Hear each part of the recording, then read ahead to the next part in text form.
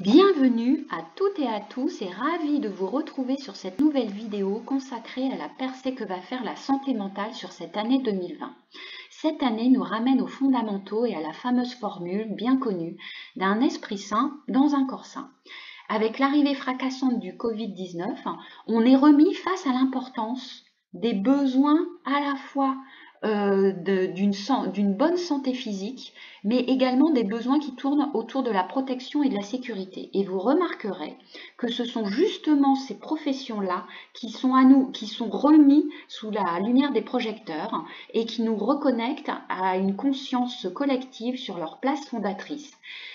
Et cette connexion-là, elle est salutaire parce que c'est la base sur lequel est le socle sur lequel repose l'ensemble des autres besoins fondamentaux qui ne peuvent pas se déployer si ces deux-là ne sont pas, je dirais, précurseurs. Vous remarquerez qu'en haut, j'ai dessiné un bandeau violet où j'ai indiqué une zone du ciel encore plus loin que les orbites de Neptune et de Pluton, qui, eux, mettent déjà un pied dans le niveau de la simple transcendance, avec tout ce qui relève des besoins de spiritualité, de dépassement de l'homme, d'éthique. On est sur une idée de valeur, une idée d'image, de représentation. Tout ce qui fait la verticalité de l'homme et sa noblesse d'ailleurs sur le plan mental et des valeurs humaines, mais on n'a pas véritablement les deux pieds du côté de la très grande transcendance. Et on met les deux pieds dedans quand on approche les orbites de ces planètes naines qui sillonnent entre la bande de Kuiper et le nuage de Oort. La fameuse Eris, sur laquelle je me suis penchée particulièrement, est le siège du corps subtil, des états de conscience modifiés, des secrets de la création et de la destruction. Elle anime également les forces du génie et de la folie. Et c'est dans cette zone-là du ciel que trouve quelque part l'origine de toutes les lois fondamentales du cosmos et de la nature, et les énergies de l'infiniment grand et de l'infiniment petit. C'est pour cette raison que je l'ai nommée Eris planète naine dans la toute-puissance, parce qu'elle est inversement proportionnelle, je dirais, à la place qu'elle occupe dans notre système solaire. Elle se retrouve là-bas tout au bout, on a mis beaucoup de temps à savoir qu'elle était là-bas, mais en tous les cas, son impact est foudroyant sur le collectif et sur l'orientation des sociétés, c'est ce dont je me suis aperçue. Donc, vous allez pouvoir constater que dans les mois et dans les semaines à venir, il va y avoir une percée des actes et des discours qui vont relever de la santé mentale, puisque ce fameux Mars, à la base de la pyramide, va croiser et réveiller les forces de l'infiniment grand et de l'infiniment petit d'Eris. Et là, eh bien, c'est véritablement un moment clé qui va faire la démonstration dans le réel tangible et observable de la puissance de ces énergies-là qui sont hors de portée aussi bien de la perception que parfois de l'entendement. Dans ma précédente vidéo, je mettais déjà en avant le très haut potentiel de créativité et d'innovation de cette année 2020, mais aussi son haut degré de destructivité. Avec l'arrivée fracassante de ce fameux virus qui a réussi l'exploit en quelques semaines de mettre un coup d'arrêt à la marche du monde, on se retrouve véritablement face au premier scénario, celui des forces de l'infiniment petit qui impacte soudainement le cours de nos vies et qui réoriente dans une direction totalement imprévue. Alors, je pense, en réfléchissant, que la petite mécanique de l'infiniment petit va très probablement déclencher la mécanique de l'infiniment grand. À côté du coup de ce virus-là qui est tout minuscule, va s'associer l'apparition de phénomènes extrêmes qui cette fois-ci vont être réveillés par les forces de l'infiniment grand. C'est mon hypothèse. On est vraiment renvoyé à un réveil des forces de la nature avec très probablement des éléments, des phénomènes climatiques qui vont être extrêmes, et je devine ce scénario avec, je dirais, le réveil de la conjonction d'Eris et Mars, qui va déclencher un jaillissement de vie. Les études qui vont tourner autour de l'écologie, portant sur les conséquences de l'arrêt de l'activité humaine, vont très probablement faire la démonstration qu'en très peu de temps, la nature reprend ses droits, renaît de ses cendres, et cette force de régénérescence sera très probablement époustouflante dans ses effets et les observateurs eux-mêmes seront très probablement étonnés. Mais je dirais que là, je quitte les lunettes astrologiques, que d'un point de vue, je dirais, factuel, l'arrêt de l'activité humaine va avoir un effet immédiat et considérable sur la baisse du dioxyde qui est rejeté dans l'atmosphère. Et alors, la question, c'est comment la Terre va-t-elle réagir à cela?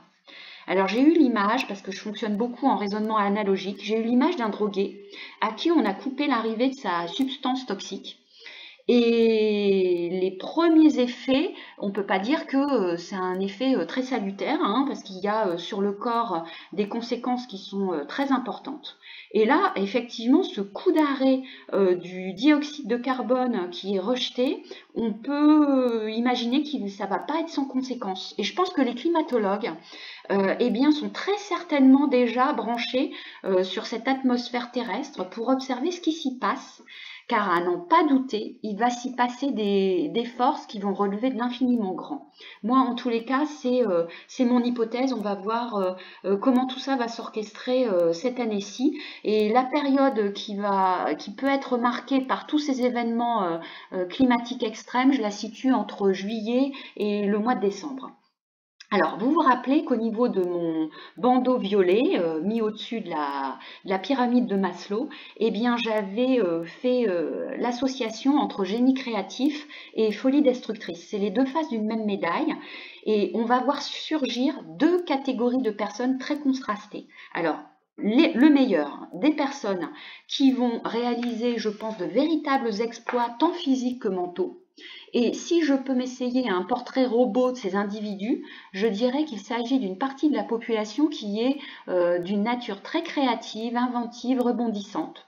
On ne va pas les voir arriver, personne ne les attend, ils vont sortir de nulle part et ils n'auront absolument rien d'académique, ils ne seront pas issus des arcanes du pouvoir et du savoir officiel et ils vont totalement bousculer les lignes poussiéreuses des pensées des vieilles pensées d'arrière-garde. Mais aussi pas seulement des pensées, je pense également des pratiques surannées. Dans leur sillage va souffler un vent vivifiant, tonifiant, régénérant, ça me fait du bien, ce qui va constituer une vraie bouffée d'oxygène pour nous tous. Et là, manifestement, c'est le besoin premier actuel. Le web va jouer, je pense, un rôle de diffusion de leurs exploits fulgurants en matière d'innovation. Et tout ça va tourner autour des domaines du vital avec un grand V. Santé physique, santé mentale, environnement écologique, naturel, tous ces domaines-là vont très probablement être l'objet de bons en avant. Et c'est par des canaux parallèles qu'on va avoir accès, je pense, à ces découvertes-là inattendues. Pour moi, le plus surprenant, les plus grandes avancées, elles vont se faire in vivo, plutôt que dans les laboratoires, parce que c'est une année où les forces de vie sont tellement spectaculaires et jaillissantes que ça ne pourra pas se mettre en bouteille et ni en tube d'essai. Il va y avoir aussi bien du bon que des grands bons sur cette année totalement hors norme. Mais on a un revers de médaille parce qu'il va y avoir un réveil de la population, d'une population déjà fragilisée sur le plan de l'équilibre mental et où cette situation d'urgence va faire basculer à la fois dans la précarité financière et économique, mais aussi qui risque de déclencher une folie meurtrière. C'est ce que je devine avec tous les symboles astrologiques. L'année 2020 va faire effraction dans notre rapport à la réalité traditionnelle et à la logique commune, parce qu'on a trop tendance à l'oublier, mais il y a plusieurs principes de réalité qui cohabitent. Nous, on est essentiellement focalisé sur ce principe-là des réalités tangibles, mesurables, reproductibles en laboratoire par les fameux scientifiques cartésiens, mais aussi sur tout ce qui tourne autour des organisations sociales, des systèmes de production, du profit, de l'enrichissement des biens, de la spéculation financière. De toute façon, ces deux mondes-là essaient de conserver dans leurs mains le pouvoir et s'entraident mutuellement pour conserver leurs privilèges. Et c'est ce rapport-là à l'existence qui va toucher ses limites avec l'irruption des RIS, qui vient donc de la très grande transcendance et de toutes ces forces qui activent l'infiniment petit et grand, mais aussi du coup tout ce niveau de réalité qui nous échappe. Donc cette fameuse Eris, eh bien, elle va venir percuter le petit ordre bien tranquille et cette petite machine d'entretien des ultra riches et des privilèges.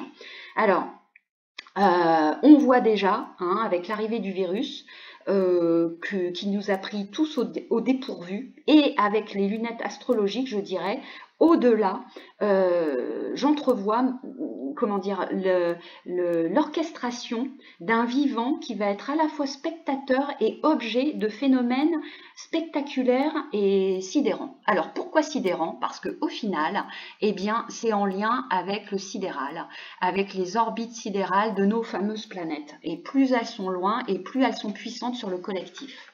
Donc on est face cette année à une incarnation du principe de la très grande transcendance qui va faire à nouveau irruption dans notre champ de conscience, de la réalité des phénomènes objectifs, qui, si on se contente simplement de ce point de vue-là, on est vraiment sur un esprit très étriqué.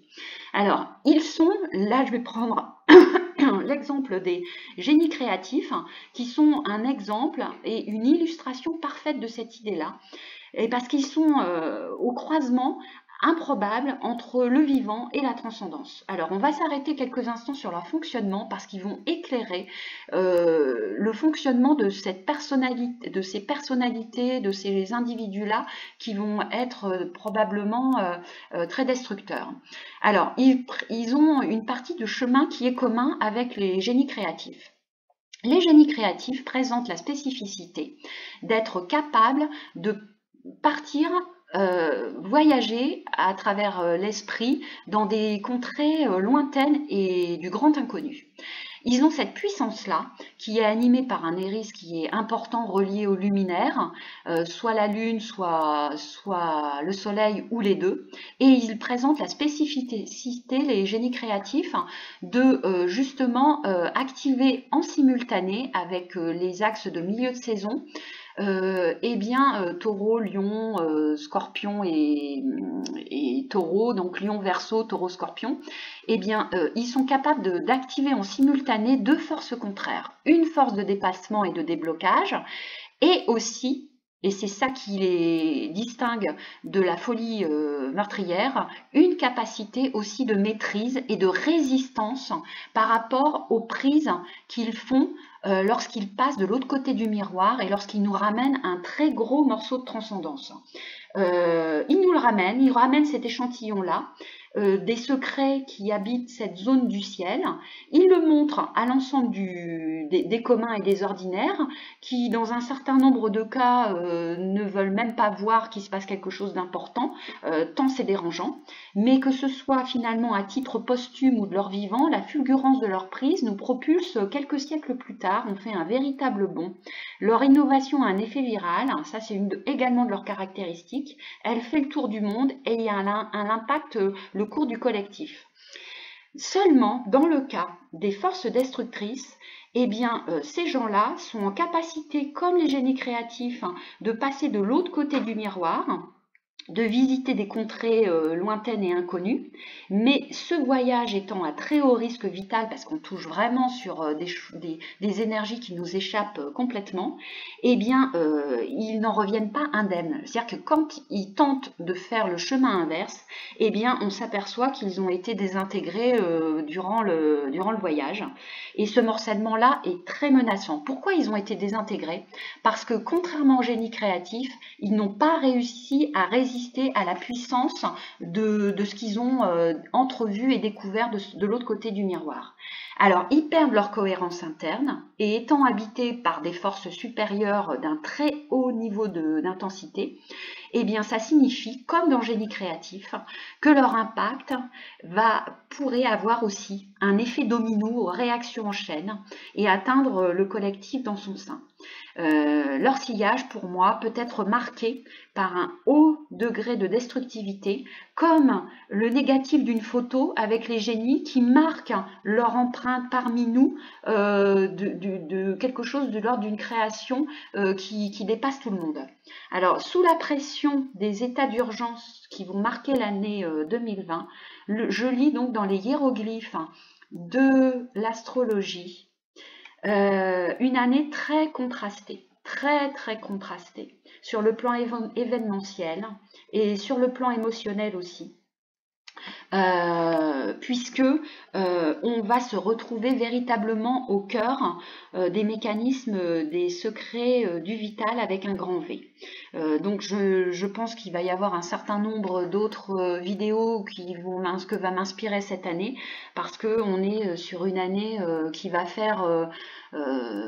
marquer l'histoire et qui va faire effet domino, et qui, comme dans le cas du génie créatif, eh bien, va réorienter la direction globale de nos sociétés modernes.